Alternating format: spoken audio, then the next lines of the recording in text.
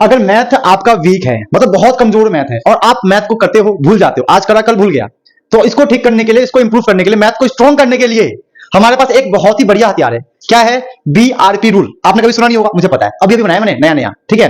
वैसे नया नया नहीं है, इसको मैंने अपने लाइफ में बहुत फॉलो किया है। क्या है BRP रूल? उसको समझते हैं अच्छे से, मीनिंग के साथ। देखो, BRP का मतलब है आपको बेसिक, फिर रिवीजन, फिर प्रैक्टिस करना है, ठीक है। इसको एक्सप्लेन करता हूं कैसे। मान लेते हैं कि मैं एक स्टूडेंट हूं, मुझे करना है ट्रिगो। क्या करना है? ट्रिगो।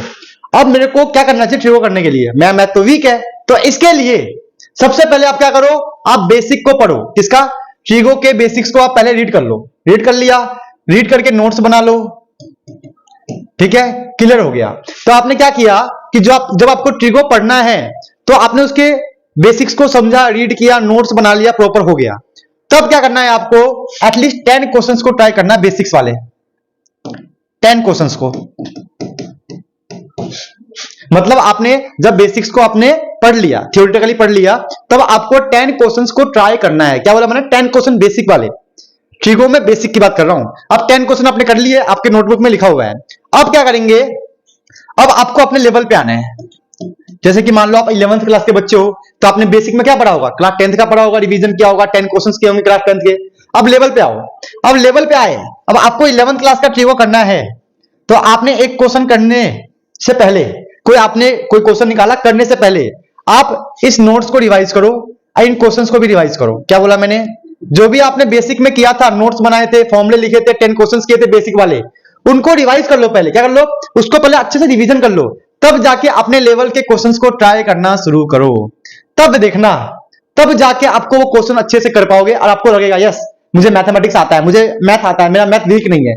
ऐसे धीरे धीरे आपके अंदर कॉन्फिडेंस आएगा मैथ को लेकर। समझे? बच्चे गलती क्या करते हैं? गलती यही करते हैं कि कोई भी टॉपिक उठाते हैं और उसे करना शुरू कर देते हैं, है ना। लेकिन ये स्टेप सही नहीं है। कोई जो टॉपिक उठा रहे हो बेटा, उसमें कुछ बेसिक्स तो पढ़ लो, कुछ बेसिक के क्वेश्चन कर लो, तभी तो मैथमेटिक्स करोगे, वरना नहीं। आप लोग क्या सोचते हो अपने आप को बाहुबली? कोई भी क्वेश्चन उठाया, करना शुरू, और नहीं आता है, डिमोटिवेट हो जाते हो, परेशान हो जाते हो। नहीं, ऐसे नहीं करना है। अगर आपका मैथ वीक है, आप कमजोर हो थोड़ा सा मैथमेटिक्स में, मैथमेटिक्स भूल जाते हो, कोई भी टॉपिक करने से पहले उसके बेसिक्स को पढ़ लेना चाहिए, रिवीजन कर लेना चाहिए। चलो बेटा, बेसिक्स पढ़ लिया हमने, रिवाइज कर लिया, ठीक है। अब आते हैं प्रैक्टिस पे, ठीक है। प्रैक्टिस में मान लो कि 10 क्वेश्चन आपने बेसिक्स में कर लिए, 10 क्वेश्चन आपने यहां कर लिए। हमारे पास कितने हो गए? 20 क्वेश्चन हो गए। अब इस 20 क्वेश्चन को आप प्रैक्टिस करते रहो, बार बार प्रैक्टिस करो। बार बार का मतलब 3 टाइम्स, लेकिन एक ही दिन में नहीं, एक ही दिन में नहीं। इस 20 क्वेश्चन को आपको 3 से 4 दिन में प्रैक्टिस करना है। पहला स्टेप प्रैक्टिस का ये है। अब फिर आपको न्यू क्वेश्चन को अप्लाई करना है, ट्रिग्नोमेट्री का। फिर न्यू क्वेश्चन ले लो, फिर ट्राई करना, फिर देखना वो जो न्यू क्वेश्चन है ना, ऑटोमेटिक आपको आएगा दिमाग में, क्योंकि आपने बेसिक्स क्लियर कर लिया है, 10 अच्छे अच्छे अपने लेवल के क्वेश्चन भी कर लिए हैं। अब अचानक नया क्वेश्चन ट्रिग्नोमेट्री का आप कर पाओगे। समझे? तो ये होता है तरीका। अब कुछ बच्चों का डाउट है कि सर रेगुलर हमें कितना मैथ पढ़ना चाहिए कि हमारा मैथ स्ट्रांग हो जाए? बेटा 2 to 4 आवर, 2 से 4 घंटे आपको रेगुलरली मैथ पढ़ना चाहिए। जिस बच्चे का मैथ कमजोर है, बिना पढ़े, बिना प्रैक्टिस करे, बिना बेसिक्स के, बिना रिवीजन करे आपका मैथ स्ट्रांग हो ही नहीं सकता।